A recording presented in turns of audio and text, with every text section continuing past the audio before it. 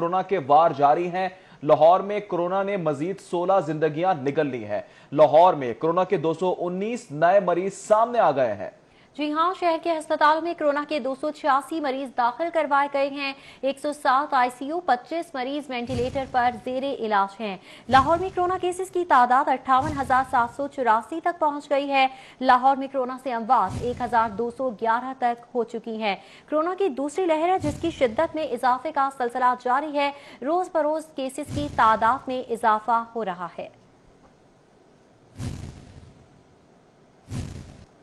दूसरी जानिब Sui Northern Gas Company Lahore region का दफ्तर कोरोना की लपेट में आ चुका है। कंपनी के मजीद 3 अफसरान कोरोना वायरस का शिकार हुए। Executive engineer Umar Khan, distribution officer Mustafa Tarar corona का शिकार।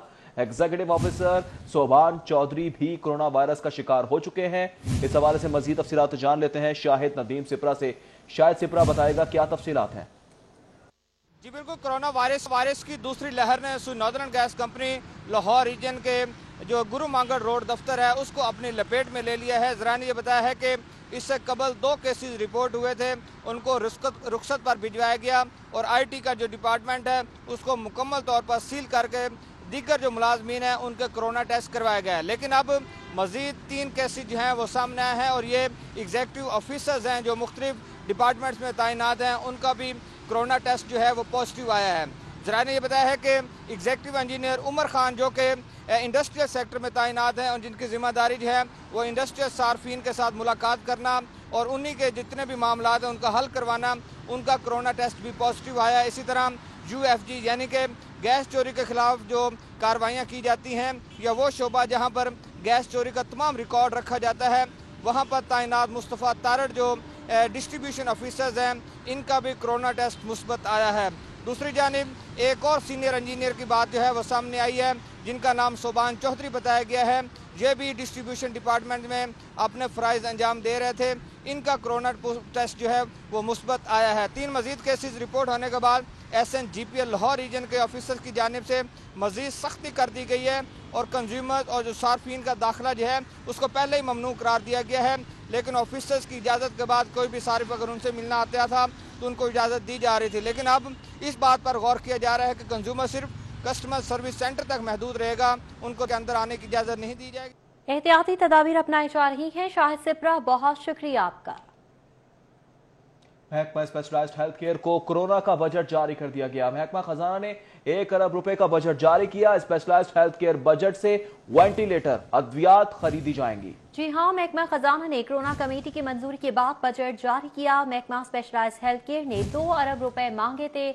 महकमा खजाना ने ब्लॉक एलोकेशन से बजट जारी किया है। इस हवाले से आपको बताते चलें कि महकमा स्पेशलाइज्ड हेल्थ केयर को कोरोना का बजट जारी कर दिया गया है। महकमा खजाना ने 1 अरब रुपए का बजट जारी किया जबकि 2 अरब रुपए का बजट मांगा गया था।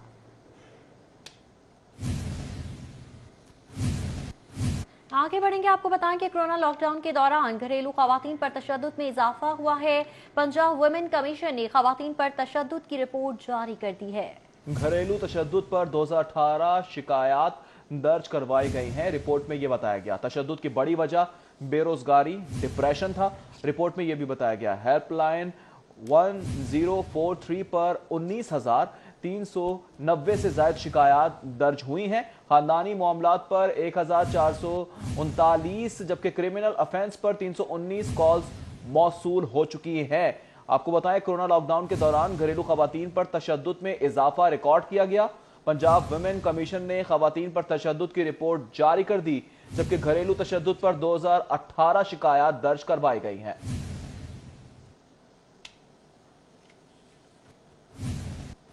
कुछ दीगर खबरें भी शामिल करते हैं। सांधा में 5 साला बच्चे के अगवा का मामला है। बच्चे के अगवा की सीसीटीवी फुटेज सिटी 42 को मौसूल हुई है। पान शॉप पर अगवाकार बच्चे को उठाकर लाया, चीजें दिलवाता रहा, यह भी वाज़े तौर पर देखा जा सकता है। जी हां, दुकानदार ने शक पर रोका तो अगवाकार ने भागने की कोशिश की। दुकानदार ने अगवाकार को पुलिस के हवाले कर दिया। डॉल्फिन फोर्स ने अगवाकार का क्रेडिट अपने खाते डाला। इकबाल टाउन पुलिस ने अगवाकार के खिलाफ मुकदमा दर्ज कर लिया है। मजीद क्या कार्रवाई की गई है जानेंगे आबिद चौधरी से। जी आबिद, अपडेट कीजिएगा।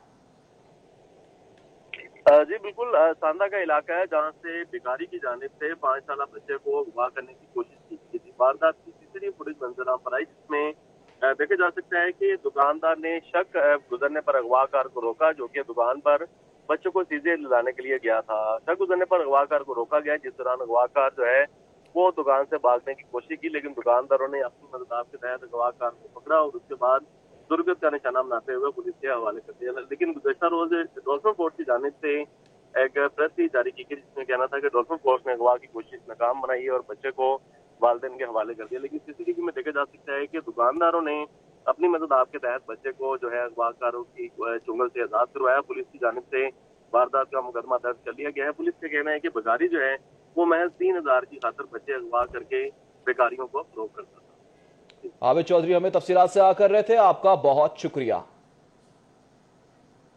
जबकि आपको बताएं, फुटेज में वाज़ेह तौर पर देखा जा सकता है, पुलिस का यह बताना है कि मुलजिम 3000 की खातिर बच्चे अगवा करके भिखारियों को देता था। इकबाल टाउन पुलिस ने अगवाकार के खिलाफ मुकदमा दर्ज कर लिया है।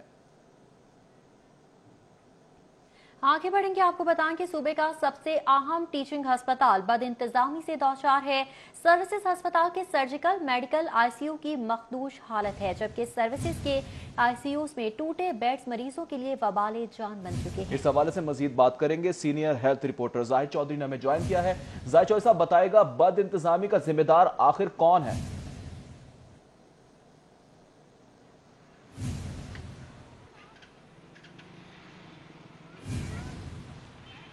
जाहिद साहब अगर आप हमें सुन सकते हैं तो बताएगा, बद इंतजामी देखने में आ रही है, ये जिम्मेदारी कौन लेगा?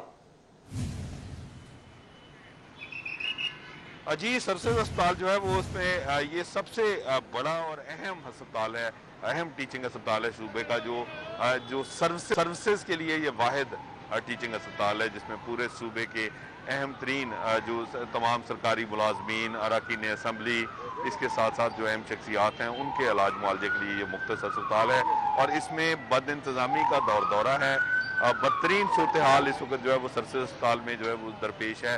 ख़ास तौर पे सर्जिकल और मेडिकल आईसीयू जो हैं वो इंतहाई अबतर हालत में हैं। फुटेज में देखा जा सकता है कि जो सर्जिकल और मेडिकल आईसीयू हैं, इनके जो बेड हैं उनका हाइड्रोलिक सिस्टम तक ख़राब है और ईंटें नीचे रख कर मरीजों के ये बेड्स जो हैं, जो कि इंतहाई तशवीशनाक हालत में इन आईसीयू में दाखिल हैं, उनको एडजस्ट किया जाता है ईंटों की सपोर्ट देकर, और इन बेड्स को अभी तक मरम्मत नहीं करवाया जा सका। इसके साथ साथ कार्डिक मॉनिटर्स तक खराब हैं और उनको जो है वो बड़ी मुश्किल से धक्का स्टार्ट करके जो है वो चलाया जा रहा है। जो ब्रैकेट फैन हैं वो दीवारों पर जो है वो स्टैंड टूट जाने के बाद उनको भी जो वेंटिलेटर्स हैं उन्हीं के ऊपर रख के जो है वो चलाने की कोशिश की जा रही है। और ये सिलसिला है यहाँ पे इस आईसीयू में।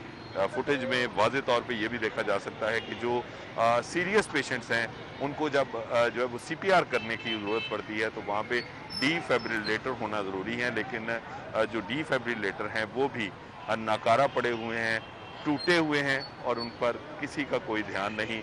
इंतज़ामिया की संगीन नोयत की यह गफलत जो कि सर्विसेज अस्पताल के जो दोनों सर्जिकल और मेडिकल आईसीयू हैं उनमें नुमायां तौर पर देखी जा सकती है कि किस बदतरीन अबतरी का जो है वो शिकार हैं ये दोनों आईसीयू, और इनमें जो ज़ेर इलाज सीरियस पेशेंट्स हैं उनका जो इलाज मुआवजा है वो किस हद तक मुतासर हो रहा है और किस कदर उनको जो है वो एक बहुत ही जो एक दगरगूं सूरत हाल में उनका ट्रीटमेंट दिया जा रहा है। बहुत पैथेटिक किस्म की कंडीशन है, लेकिन इन आईसीयूज़ को बेहतर करने के लिए इनमें मौजूद जो इक्विपमेंट है, जो बेड्स हैं, इनको मरम्मत करने के लिए बार बार इस सूरत हाल से आगाह करने के बावजूद इंतज़ामिया अभी तक जो है वो टस से मस नहीं हुई। जाहिद चौधरी साहब ये बताएगा, यकीनन एक बड़ी इलाजगाह है सूबे की, मुतालिका हुकाम को आपकी जानिब से कहा जा रहा है कि बताया भी गया, क्यों एक्शन नहीं लिया जा रहा, क्या जवाब पेश किया जा रहा है, क्या मरीजों की जिंदगियों को अहमियत नहीं दी जा रही? जी बिल्कुल, ये जो है वो ये जो कंडीशन है दोनों सर्जिकल और मेडिकल आईसीयू की सर्विसेज अस्पताल में, इसको इस हवाले से जो डॉक्टर्स ड्यूटी पर हैं, जो स्टाफ है, उन्होंने बारहा दफ़ा जो है वो तहरीरी तौर पर भी इंतज़ामिया को आगाह किया, बार बार बताया गया कि जी ये जो बेड्स तक हैं वो टूट चुके हैं और इनके नीचे ईंटें रखकर जो है वो काम चलाने की कोशिश हो रही है। और किसी आम जो वार्ड्स में जो ज़ेर इलाज जो कंपैरेटिवली बेहतर कंडीशन में जो मरीज़ हैं उनके लिए भी जो है वो इस तरह की सूरत हाल जो है वो काबिल कबूल नहीं होनी चाहिए, नहीं हो सकती। लेकिन आईसीयू में तो जितने भी पेशेंट्स होते हैं वो बहुत सीरियस होते हैं, उनके साथ इस तरह का सलूक सर्विसेज अस्पताल की इंतज़ामिया जो है उसकी बद इंतज़ामी, उसकी नाअहली और लापरवाही, संगीन नौइयत की लापरवाही जो है उसका ये बहुत ही एक भयानक जो है वो मंजर है जो कि आप इस वक्त टीवी स्क्रीन पे दिखा रहे हैं कि ईंटें रखकर जो है वो बेड्स आईसीयू के जो है वो एडजस्ट किए जाते हैं। अब तक सूरत हाल के हवाले से जाहिद चौधरी हमें तफसीलन आगाह कर रहे थे, बहुत शुक्रिया आपका। वापस आएंगे इस ब्रेक के बाद, हमारे साथ रहिए। Welcome back. खबरों का सिलसिला आगे बढ़ाएंगे। मोटरवे पर खातून के साथ ज्यादती केस की समाअत। मुल्ज़िम आबिद मलही शफकत के जुडिशियल रिमांड में 14 रोज की तौसीक कर दी गई। एटीसी जज अरशद हुसैन भुट्टा ने केस की समाअत की। मोटरवे पर खातून के साथ ज्यादती केस की समाअत है। मुल्ज़िम आबिद मलही शफकत के जुडिशियल रिमांड में 14 रोजा तौसी दी गई है। इस हवाले से मजीद बात कर लेते हैं senior court reporter Shaheen Atiq से। जी शाहीन अतीक, बताएगा। जी, इंसानी दहशतगर्दी की खुसूसी अदालत के जज अरशद हुसैन भुट्टा ने मोटरवे पर खातून से ज्यादती करने वाले 2 मरकजी मुल्ज़िम शफकत और आबिद मलही के जुडिशियल रिमांड में 14 रोज की तौसीक कर दी है। इन्हें अदालत में पेश किया गया, जिस पर अदालत ने तफ्तीशी अफसर को तलब किया और उससे कहा कि अभी तक चलान जो है वो क्यों नहीं पेश किया गया, जिस पर उसने कहा कि जो चलान है वो आखिरी मराहिल में है, इनको जल्द पेश कर दिया जाएगा, जिस पर अदालत ने हुक्म दिया कि चलान जल्दी पेश किया जाए और साथ ही अदालत ने 14 रोज की जो है वो तौसीक कर दी है, जिसके बाद मुल्ज़िम को अपनी हिफाजत में पुलिस जो है वो वापस जेल ले गई है। ठीक है शाहीन अतीक, बहुत शुक्रिया आपका। लाहौर समेत सूबे भर के 40,000 से जायद तलाक सर्टिफिकेट्स के ज़ेर इल्तवा केसेस को निपटाने के लिए लोकल गवर्नमेंट कैडर के ग्रेड 17 और ग्रेड 18 के 1000 ऑफिसर्स को कमिश्नर्स, एडमिनिस्ट्रेटर्स और डिप्टी कमिश्नर्स के सालसी कौंसल्स के इख्तियारात तख्मीस करने का फैसला कर लिया गया। तफसीलात जानेंगे राव दिलशाद हुसैन से। राव दिलशाद, बताएगा कौन कौन से इख्तियारात दिए जाएंगे? बिल्कुल जी, डाइवोर्स के लाहौर शहर नहीं बल्कि सूबा भर में बढ़ते हुए जो केसेस हैं उनकी तादाद 40,000 से ज़ायद है, जिस पर महकमा बल्दियात की जानिब से एक समरी इरसाल की गई थी काबीना कमेटी को, जिसमें 145 जो सालसी कौंसल्स के चेयरमैन थे वो लगाने की सिफारिश की गई थी। ताहम इस हवाले से पंजाब कबीना ने यह हिदायत किया है कि इनकी तादाद को कम अज़ कम बढ़ाया जाए। तो अब महकमा बल्दियात की जानिब से यह फैसला सामने आया है कि सालसी कौंसल्स के चेयरमैन की तादाद जो है वो 1000 तक बढ़ाने का फैसला किया गया और ये मंजूरी के लिए समरी कबीना कमेटी को इरसाल कर दी गई। आपको ये बताएं कि इस हवाले से बताया गया है कि कमिश्नर्स और डिप्टी कमिश्नर्स के जो इख्तियारात थे सालसी कौंसल्स के फैमिली लॉ 1961 के तहत अब वो ग्रेड 17 और 18 के 1000 जो ऑफिसर्स हैं यानी लोकल गवर्नमेंट कैडर्स के वो उनके पास ये इख्तियार होंगे मंजूरी के बाद। ताम इस पर महकमा बल्दियात का ये कहना है कि जो ही जो मरासला है वो जो ही ये समरी मंजूर होती है तो उसके बाद नाफिजुल अमल कर दी जाएगी। तो अब सिर्फ लाहौर शहर के जो केसेस हैं वो 4500 से ज़ायद हैं, जबकि मजमूई तौर पर अगर बात की जाए दीगर 35 अजला की तो केसेस की तादाद तकरीबन 40,000 बनती है। तो इस तरह से इन तमाम केसेस को निपटाने के हवाले से वज़ीर पंजाब की जानिब से भी संजीदगी का इजहार किया गया है और जो समरी इरसाल की गई थी कि 145 आर्बिट्ररी काउंसिल्स के जो चेयरमैन हैं उनके नाम भिजवाए जाए, वो लगाए जाए। ताम उस पर काबीना कमेटी ने यह हिदायत की कि उनकी तादाद को मजीद बढ़ाया जाए, जिस पर अब महकमा बल्दियात ने ये तादाद 145 बढ़ाकर 1000 करने का फैसला किया और इसके बढ़ने से जो डाइवोर्स के केसेस हैं। ठीक है, राव दिलशाद हुसैन हमें तफसीलात से आकर रहे थे, आपका बहुत शुक्रिया। 45 रोज गुजर चुके हैं, हफीज सेंटर की रौनकें बहाल नहीं हो सकी। 18 अक्टूबर को हफीज सेंटर में खौफनाक आतिशज़दगी का वाकया पेश आया था। हुकूमती वादे और दावे धरे के धरे रह गए। ताहाल प्लाजे से जला हुआ सामान निकालने का काम मुकम्मल ना हो सका। इस हवाले से मजीद तफसीलात जान लेते हैं नबील रजा मलिक से। जी नबील, बताएगा। गुलबर्ग में हफीज सेंटर के बाहर मौजूद हूँ। आग लगने के अफसोसनाक वाक़े के बाद से लेकर अब तक हफीज सेंटर की रौनकें बहाल नहीं हो सकी। हुकूमत की जानिब से दावे तो बहुत किए गए लेकिन हफीज सेंटर की रौनकें बहाल नहीं की जा सकी, जिसकी वजह से कारोबारी अफराद को, ताजिर बरादरी को मुश्किलात का सामना है। यहाँ पे कस्टमर्स को भी बहुत मुश्किलात का सामना है। अगर मेरे कैमरामैन आपको दिखा सके तो यहाँ पर जितने भी छोटे बड़े कारोबारी अफराद हैं उन्होंने दुकानों के बाहर ही अपने स्टॉल्स लगा लिए। यहाँ पर कुछ लोग खरीदो फरोख्त भी मौजूद हैं, उनसे बात करते और जानते हैं। अस्सलाम वालेकुम। वालेकुम सलाम। आप हफीज सेंटर में किस सिलसिले में आए हैं? ये ग्लास प्रोटेक्टर लगवाने के लिए और पाउच लेने के लिए आए हुए हैं। पाउच लेने के लिए आए हैं जी। पहले जब हफीज सेंटर की रौनकें बहाल थी तो उस वक्त आपको चीज़ें खरीदने में आसानी होती थी? बहुत आसानी थी, वहाँ बहुत ज़्यादा आसानी थी। जब हमारा ये ऑफिस सेंटर बहाल था, यहाँ पर लोग आते थे, काफ़ी चीज़ें, और यहाँ पर हर चीज़ मिल जाती थी। अब चीज़ें तो मिल रही हैं, दुकानें बाहर सजी हैं, लेकिन मुश्किलात क्या हैं? मुश्किलात बहुत ज़्यादा है। यहाँ पर एक चीज़ है, कोई चीज़ किसी के पास नहीं है, कोई चीज़ किसी के पास नहीं है, ये बड़ा मसला हो रहा है। आगे हमें तकरीबन 15 मिनट हो गए ये घूमते हुए, फिर अब जाके कोई एक भाई इनसे मिला सारा कुछ, अब कह रहे हैं कि मैं लगा देते हैं। आप ये बताएं कि अब तक ऑफिस सेंटर की समझते कि कारोबारी अफराद का कितना नुकसान हुआ है? नुकसान तो हमारा बहुत ज़्यादा है, लेकिन बहाल होनी चाहिए थी। उसके लिए मैं अपनी यूनियन को क्रिटिसाइज़ करूँगा, जो बहुत स्लोली काम कर रहे हैं। बहुत जल्दी होना चाहिए, लेकिन वो मतलब नॉन एक्सपीरियंस लोगों के साथ इसको हल करना चाह रहे हैं, जिसकी वजह से अभी तक ये नहीं हो सका। कहाँ पर काम में क्या सुस्ती आप देख रहे हैं? क्या ऐसे जिसको देख के आपको लगता है कि काम में बहुत सुस्ती है? ग्राहकों को भी मुश्किलात का सामना है, दुकानदारों को भी। नबील रजा मलिक, बहुत शुक्रिया आपका। पुलिस के छोटे अफसरान की तरक्कियों की राह में बड़े अफसरान रुकावट बन गए हैं, जबकि आईजी पंजाब के हुक्म पर इंस्पेक्टर से डीएस की तरक्की के लिए इजलास का हुक्म दिया गया। तफसीलात जानेंगे अली साही से। जी अली, अपडेट कीजिएगा।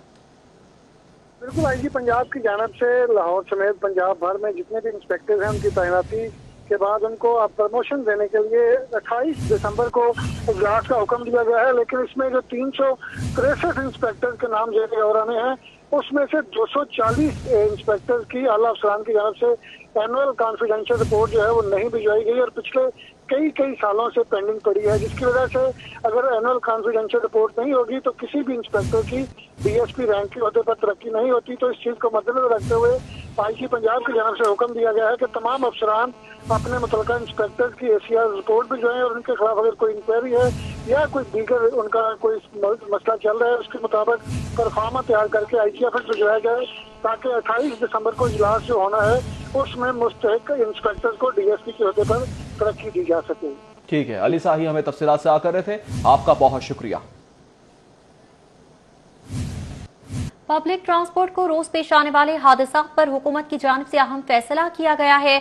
सूबा भर में खटारा पब्लिक ट्रांसपोर्ट को बंद करने का फैसला हुआ है। जानों के तहफ्फुज के लिए महकमा ट्रांसपोर्ट खटारा पब्लिक ट्रांसपोर्ट को बंद करेगा। इस हवाले से मजीद तफसीलात जान लेते हैं, हमारे साथ मौजूद है अली राम में बताएगा। जी बिल्कुल, महकमा ट्रांसपोर्ट की तरफ से महकमा एक्साइज को बाकायदा एक मुनासा भी लिखा गया और उनको आगाह किया गया है कि डी रजिस्ट्रेशन की जाए ऐसी गाड़ियों की जो ऑफ रोड ट्रांसपोर्ट है, पब्लिक ट्रांसपोर्ट खास तौर पे। अब इसका मतलब ये है कि जितनी भी लाहौर समेत पंजाब भर में जो खटारा बसें चल रही हैं जो कि रोड पे चलने के काबिल नहीं है और 1 लाख किलोमीटर तक उनका फासला जो है वो तय कर चुकी हैं, लेकिन उनको अब रोड पे आने की इजाजत जो है वो ना दी जाए, क्योंकि आए रोज इन खटारा बसों की वजह से हादसा जो है वो भी पेश आ रहे हैं। तो उसी के बायस से हुकूमत पंजाब ने फैसला किया कि ऐसी बसों को बंद कर दिया जाए। तो ये बसें बंद करने के हवाले से बाकायदा हुकूमत पंजाब ने पंजाब रोड सेफ्टी एक्ट जो है वो भी तैयार किया और उसके तहत कानून के तहत ये गाड़ियां जो है वो बसें बंद की जाएंगी। और इससे पहले भी एक फिटनेस खटारा बसेस बंद कर दी जाएंगी, फैसला हो चुका है। अली राम, बहुत शुक्रिया आपका। हाजिर होंगे ब्रेक के बाद, हमारे साथ रहिएगा। वेलकम बैक नाज़रीन। इकबाल टाउन आसिफ ब्लॉक के रिहायशी घरों में गंदे पानी की सप्लाई पर वासा के खिलाफ सरापा एहतजाज बन गए हैं। गटरों के मिक्स शुदा पानी इस्तेमाल करने पर अहले इलाका पेट के अमराज में मुब्तला होने लगे हैं और अहले इलाका की जानिब से एहतजाज किया जा रहा है। क्या मुतालिबा है, जानेंगे ज़ीशान सफदर से। जी ज़ीशान। इस वक्त मैं अलामा इकबाल टाउन के आसिफ ब्लॉक में मौजूद हूँ और यहाँ पे पूरे ब्लॉक में जो पानी है सप्लाई का वो गंदा आना शुरू हो गया, जिसमें गटर मिला पानी आ रहा है, जिसकी वजह से यहाँ के रिहायशी सरापा एहतजाज हैं। और इस वक्त ये तमाम मोहल्ले के लोग इस वक्त एहतजाज कर रहे हैं और इन्होंने अपने हाथ में वो गंदे पानी की बोतलें भी पकड़ी हुई हैं जो सुबह के टाइम इनके घरों की टूटियों में से आता है। तो इस वक्त यहाँ पे इनसे हम बात करते हैं कि इन्होंने शिकायत की या नहीं।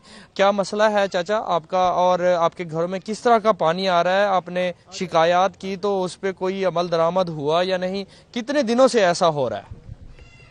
कई दिनों से ऐसा ही हो रहा है। जब ट्यूबवेल चलता है तो गंदा पानी आता है, उसमें मिट्टी रेत गंद सारा होता है और बदबू आती है। बाद में जो पानी उसमें भी बदबू होती है। कितनी दफ़ा कहा है लेकिन वो सुनता ही नहीं। अब एहतजाज कर रहे हैं, अब दरखास्त भी लिखी है, इंशाल्लाह पहुंच जाएगी वो भी। जी आप मुझे बताइएगा, आपने हाथ में बोतल भी पकड़ी हुई है गंदे पानी की, तो ये आपके घर में ऐसे ही पानी की सप्लाई आती है और आपने वासा से शिकायत की है, उन्होंने क्या कहा है, क्या रिस्पांस दिया? ये 6-7 महीने से ये मसला है आसिफ ब्लॉक का सारों का। पहले मस्जिद के नमाजियों ने भी इकट्ठे होकर एहतजाज किया था। हमने सिटीजन पोर्टल पे भी ये कंप्लेंट कराई थी। वो आए थे और कहते थे कि जी साइन करके हमें दे दें। वो हमने साइन करके नहीं दिए और उन्होंने वो मेरे ख्याल है खुद से साइन करके वो कंप्लेंट क्लोज कर दी है। और रोज़ जिस टाइम भी पानी की जो टाइमिंग वासा ने डिसाइड की हुई है, सुबह अजानों के टाइम 9 बजे तक एहतजाज किया जा रहा है। बहुत शुक्रिया ज़ीशान सफ्तर। खावन का बीवी पर ख्वाजा सराफ होने का इल्जाम। इस हवाले से आपको बताएं कि लाहौर हाईकोर्ट में मुनफरिद केस का मुनफरिद फैसला जारी कर दिया गया है। जस्टिस तारिक सलीम शेख ने गुलाम मुस्तफा की दरख्वास्त पर फैसला जारी किया, जबकि 50 सफ़ात पर मुश्तमिल तहरीरी फैसले को अदालती नज़ीर भी करार दिया गया है। इस हवाले से मजीद तफसीलात जान लेते हैं। मलिक अशरफ ने हमें ज्वाइन किया है। मलिक अशरफ बताएगा ये क्या माजरा है? जी बिल्कुल, आज लाहौर हाई कोर्ट में बीवी के खामद का पर जो इल्जाम लगाया गया है को ख्वाजा सराह है, उस हवाले से लाहौर हाई कोर्ट के जस्टिस तारिक सलीम शेख ने ये तहरीरी हुक्म जारी किया जो 50 सफ़ात पर मुश्तमिल है।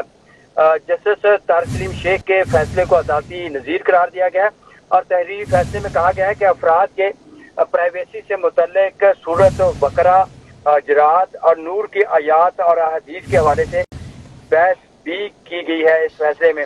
मजीद इसमें यह भी कहा गया है इस फैसले में कि अफराद की निजी जिंदगी से मुतल्लिक अल जलील अक़वाम मुत्तहिदा की जो कंपनी। ठीक है मलिक अशरफ, बहुत शुक्रिया आपका।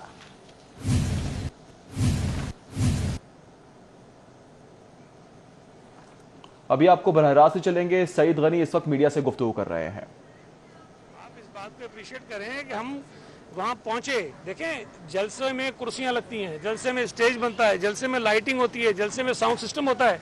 कल कुछ नहीं था, हमने चंद घंटे में ट्रक पर साउंड सिस्टम लगाया है और उसके बाद जाकर वो जलसा किया है। अब उसके बाद भी अगर कोई कहता है कि जी ग्राउंड में नहीं घुस सके, तो भाई दीवारें तोड़ के हम कोई टैंक लेकर तो आए नहीं थे। हम निहत्ते लोग थे, सियासी कारकुन थे, जहाँ जगह मिली इकट्ठे हुए जलसा कर दिया, लेकिन वो कह रहे थे कि नहीं कर सकते हैं, हमने करके दिखा दिया। यानी साहब, आसिफा भुट्टो की एंट्री हुई मुल्तान जलसे में, आगे भी वो शिरकत करती रहेंगी या बिलावल की जगह पे हाजिरी हुई? देखिए, आसिफा बीबी को पॉलिटिक्स में इंटरेस्ट है और उनके अंदर अल्लाह ताला ने सियासी शौर भी रखा है, जिस तरह उनकी पूरी फैमिली में है, तो वो पॉलिटिक्स में इंटरेस्ट लेती हैं। वो पहले भी इलेक्शन कैंपेन्स में निकलती रही हैं। वापस आएंगे इस ब्रेक के बाद। हमारे साथ रहिए। न्यूज़ स्टूडियो से फिल वक्त इतना ही।